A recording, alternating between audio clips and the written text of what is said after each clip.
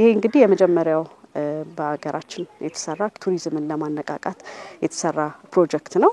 የኢትዮጵያ ምድር ባቡር ኮርፖሬሽን ይሄንን የተሰጠው አሳይመንት የሶፎመርን ቱሪዝም ሴንተር ጥሩ ቪው እንዲኖረው በባቡር የማስተሳሰር ስራ ነው ማለት ነው የሰራነው። አጠቃላይ ይሄ ፕሮጀክት እንግዲህ ወደ 4.3 ኪሎ ሜትር ነው የመጀመሪያው እቅዱ።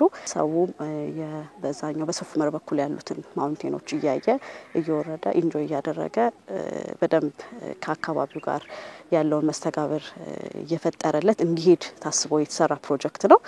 ይሄ ፕሮጀክት እንግዲህ ሙሉ ለሙሉ የተሰራው በራስ ኃይል በራስ አቅም በራሳችን መሐንዲሶች የተሰራ ፕሮጀክት ነው። የተሰራው በስቲል ስትራክቸር ወደ 10 ሰው አካባቢ ድረስ ከዛም በላይ ነው ፋክተር ኦፍ ሴፍቲ ስለምንይዝ ማለት ነው።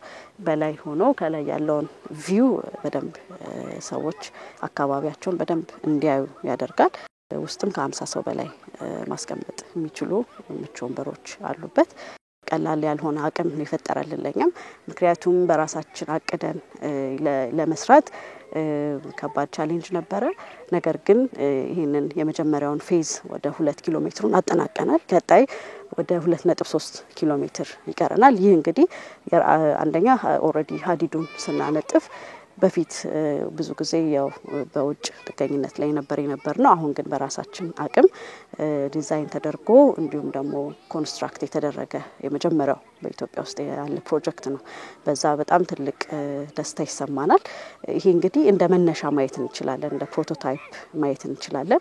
በቀጣይ ለሚመጡ ፕሮጀክቶች ራሳችንን ዝግጁ ለማድረግ እንዲሁም ቀጣይ የቱሪስት ዴስቲኔሽኖችን እንዲሁም ደግሞ ኢንዱስትሪ መንደሮችን አግሪካልቸራል ፕሮዳክትስ ባቡር እንግዲህ በጣም ብዙ አገልግሎት የሚሰጥ ነገር ነውና ከዛ ሁሉ ጋር ስናይ ይሄ በጣም ትልቅ አቅም እንደ ሀገር የሚፈጥር ፕሮጀክት ነው። እዚህ ላይ ራሳችንን ፈትሸን በቀጣይ ለሚቀጥሉ ፕሮጀክቶች ራሳችንን ያዘጋጀንበት ራሳችንን ያየንበት ፕሮጀክት ነው ማለት እንችላለን። ከናሽናል ማስተር ፕላናችን ጋር ተያይዞ ቀጣይ የሚታሰቡ ሌሎች ፕሮጀክቶች አሉ።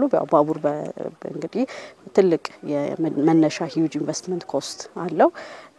ያንን ለመቀነስ ነው ዋና አላማችን። ምክንያቱም ያንን በራሳችን አቅም መስራት የምንችል መሆኑን ስናውቅ ለቀጣይ ናሽናል ማስተር ፕላን በባቡር በታሰቡ ማስፋፊያ ፕላኖች እንደገና ደግሞ ትልቅ የኮኔክቲንግ ላይኖች ላይ ለምሳሌ ከጎረቤት ሀገራት የሚያገናኙ የባቡር ፕሮጀክቶች ታቅደው ያሉና እነሱን ለመፈጸም ይሄ እንግዲህ እንደ ትልቅ መነሻ ነው የሚሆነው ማለት ነው።